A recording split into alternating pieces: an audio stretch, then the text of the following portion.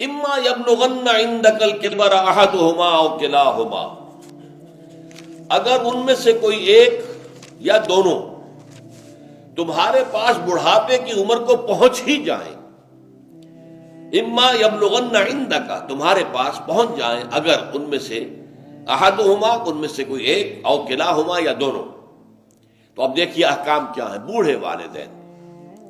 فلا تقل لہما if, number ایک انہیں اف تک مت کہو۔ اف کیا ہے؟ بڑی چھوٹی سی شے، کوئی حقارت آمیز شے، ناخن جو تراش دیے جاتے ہیں ان کو بھی اف کہتے ہیں۔ اتنی سی چھوٹی بات بھی ان سے نہ کہو کہ ان کی گستاخی جو ہے اس درجے میں ہو رہی ہو، جیسے کہ یہ تراشے ہوئے ناخن ہے، اس درجے میں بھی کوئی گستاخی ان کے سامنے نہ کرو۔ فلا تقل لہما اف، اف ہے آپ پر۔ ہمارے ہاں یہ لفظ اف زیادہ استعمال نہیں ہوتا، تف استعمال، تف ہے تم پر، تف ہے آپ پر، نہیں، ہرگز نہیں۔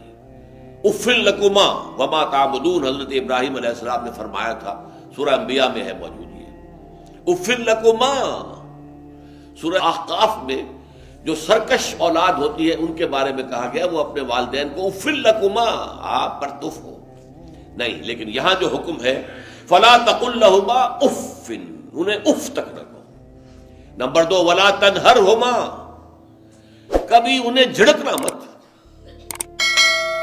اما السائل فلا تنہر، سورۃ الضحیٰ جو ہے اس کی جو آخری آیت ہے، تو کسی کو جھڑک دینا، کسی سائل کو جھڑکنا نہیں ہے۔ اگر نہیں کوئی دے سکتے تو آپ شرافت کے ساتھ اسے معذرت کر لیں، بس اللہ اللہ خیر صلی اللہ بھی معاف کیجئے، بس جھڑکو مت۔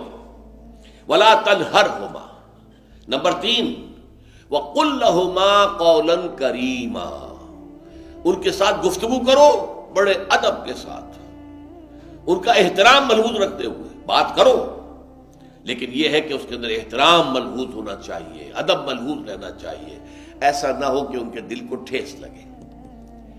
یہی ہے وہ جو بچہ سا تھا ہماری گود میں کھیلتا تھا، اس کی نجاستیں ہم صاف کرتے تھے، اس کو دودھ ہم پلاتے تھے، اس کو چلنا ہم نے انگلی پکڑ پکڑ کر، آج کل تو خیر اور بہت سی چیزیں ایجاد ہو گئی ہیں، واکرز ہیں اور کیا کیا ہے، لیکن پہلے کیا ہوتا تھا؟ والدین ہی انگلی پکڑ کر چلایا کرتے تھے اور چلانا سکھاتے تھے۔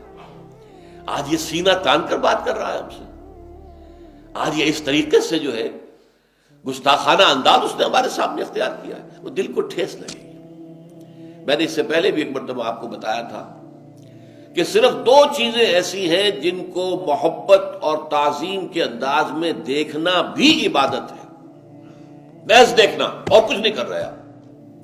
ایک خانہ کعبہ، محبت بھرے انداز میں آپ بیٹھے ہوئے، صرف نہ آپ طواف کر رہے ہیں، طواف کریں گے تو اور ثواب ہوگا، آپ بیٹھے ہیں صرف اور دیکھ رہے ہیں، اور اس کے اندر احترام ہے، تعظیم ہے۔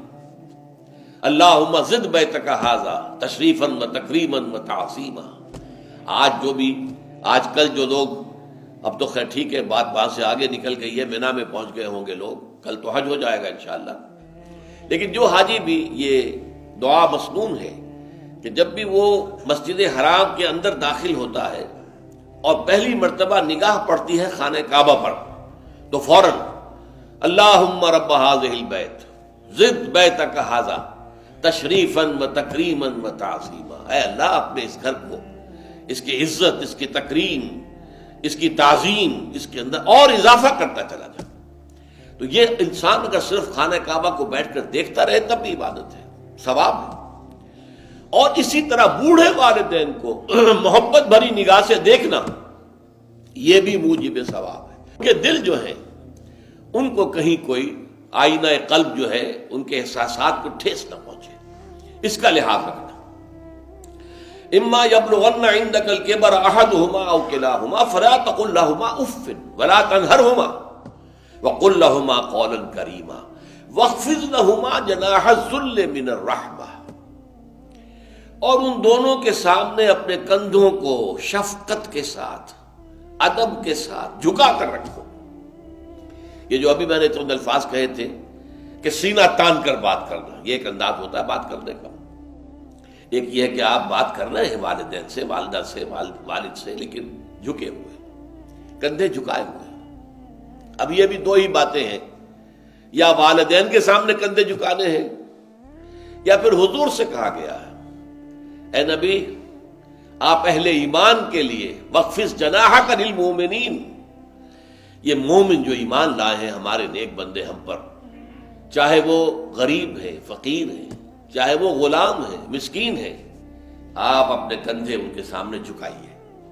یہ بہت بڑی بات ہے جو کہی گئی ہے محمد الرسول اللہ صلی اللہ علیہ وسلم سے۔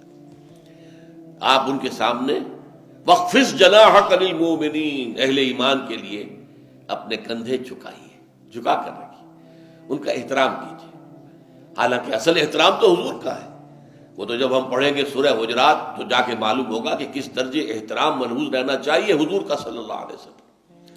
لیکن یہاں نوٹ کیجئے وَخْفِضْ لَهُمَا جَنَاحَ الذُّلِّ مِنَ الرَّحْمَةِ، اور اس سب کے بعد بھی وَقُلْ رَبِّ ارْحَمْهُمَا كَمَا رَبَّيَانِي صَغِيرًا، اور یہ دعا کرتے رہا کرو اے رب ہمارے ان دونوں پر، میرے والدین پر رحمت فرما، رحم کر، جیسے کہ انہوں نے مجھے پالا پوسا جبکہ میں چھوٹا سا تھا۔ اب دیکھیے یہاں لفظ کیا آیا، ربیانی، رب، اللہ تعالیٰ رب ہے حقیقی، وہ ہے اصل میں پالن ہار، ساری چیزیں اس کی پیدا کردہ ہے۔ ماں باپ کے دل میں بھی محبت اور شفقت تو اسی نے ڈالی ہے، ماں کی چھاتیوں میں دودھ تو اسی نے بنایا، پیدا کیا ہے، تو اصل رب تو وہ ہے۔ لیکن اس کی ربوبیت کا ظہور جو ہو رہا ہے عالم واقعہ میں، عالم مادی میں، وہ والدین کی ربوبیت ہے۔ والدین پال رہے ہیں، پوس رہے ہیں، اپنی راتوں کی نیندیں حرام کرتے ہیں، بچے کو تکلیف ہے تو والدین نہیں سو سکتے، کوئی اور معاملہ ہے تو اس ظاہر بات ہے کہ ان کا آرام چین بالکل حرام ہو جاتا۔